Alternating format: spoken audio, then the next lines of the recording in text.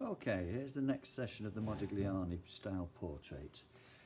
If you remember what you did last week, we had a look at drawing a simplified version of your original sketch stroke portrait, but done in the style of Modigliani, the person who stretches out features, etc.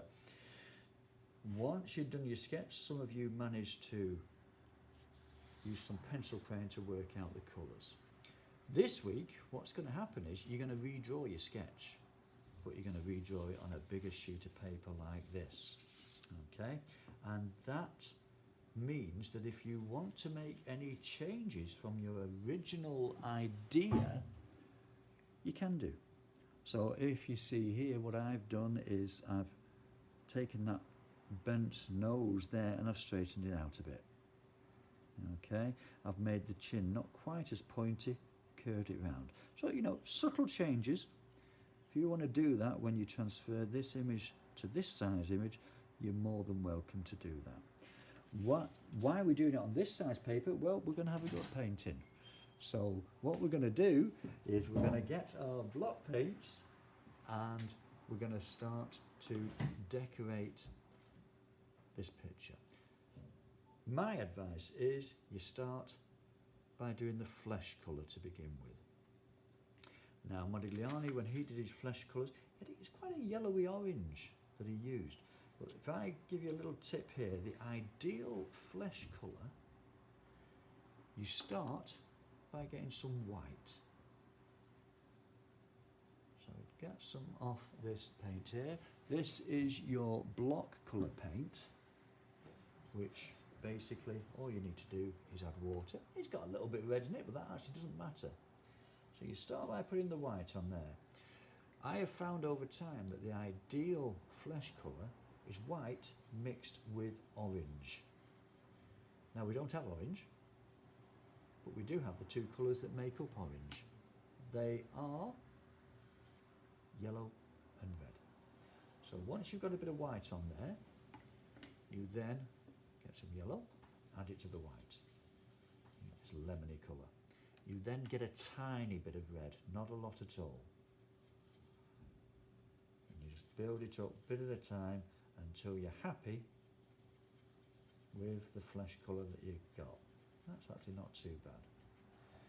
What you're then going to do to start with is you're literally going to whack this colour on, covering all of the face. Now when I'm doing this, you can notice I'm just painting over those eyebrows at the moment. Those eyebrows are going to be a darker colour, so you'll be able, once this paint's dry, you'll be able to paint that colour on top there. Also notice as well, I'm using quite a large brush because we're painting quite a large area. You'll be here forever if you try and paint it with a brush this size. So think of the size of brush you would like to use. And when you're doing this, for some reason I've found in the past, a lot of people leave the nose out. Seems quite bizarre to me that. You don't paint the nose at all. So, you know, do. Fill it all in, all the flesh colour. You may find that you run out of colour halfway through doing it and you need to mix up a new batch. Don't worry too much about it. Go ahead and try it. If it's not exactly the same, that's going a little bit more peachy, a bit more yellow in there. If it's not exactly the same when you put it on, first of all paint it on, and then just use a bit of water and spread it together, and it'll be fine. Don't worry if it is not the exact same colour. And one of the reasons I say that is it didn't bother Modigliani.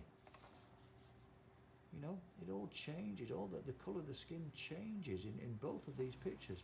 So certainly don't let it bother you if you don't get it exactly the same. It does not matter.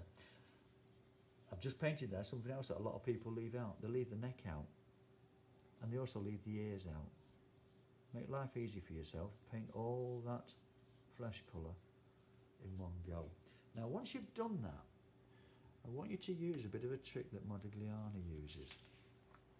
And if you notice where the shadow, certainly around the eyes, he paints it a slightly darker colour. And can you see there how he uses blue to go around the eyes there? Blue is a cool colour. It takes things into the background. You want a very watery blue. And what you can actually do is just use that to paint around the eye, and it'll give a little bit of depth. I'm just going to add a little bit more blue to it. If, by the way, when you put it on, you find that the blue is too dark, you know, if I did that there, again, don't worry, just get water and spread it out with the water, and you'll be fine. So let's just go around there, down the side of the nose. That helps make the nose stand out. You go like that, and then use water over the edges to blend it in.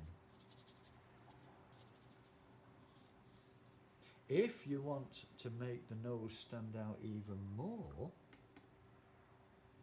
we then use a warmer colour, a little bit of red. So you could take it down the edge like that, and then work into it with your water and blend it in.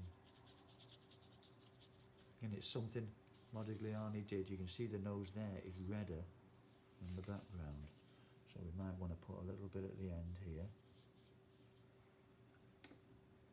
Bit of water, smooth it in a bit, and that has that effect of it makes the nose stand out. You might also find you want to do that slightly on the cheeks. Put a little bit either side, get a bit of water, blend it in a bit. Notice I'm not soaking it with water, I'm just using a little bit of water, wiping the edge on the side of the water pot. So we get something like that. When you come to do the lips are a slightly redder flesh colour. So if you've still got some flesh colour, just mix that paint in with that. You also might want to make under the neck a little bit darker. Again, go with the blue, and that will help make the chin stand out from there. Now that's probably all you'll manage to get done today. If you find you do more, well, that's fine, carry on, do more. Paint the hair in, paint the background in if you want to, but if you're taking care and time with this, that really is probably the most you'll get done in this session. Okay, we'll leave it at that.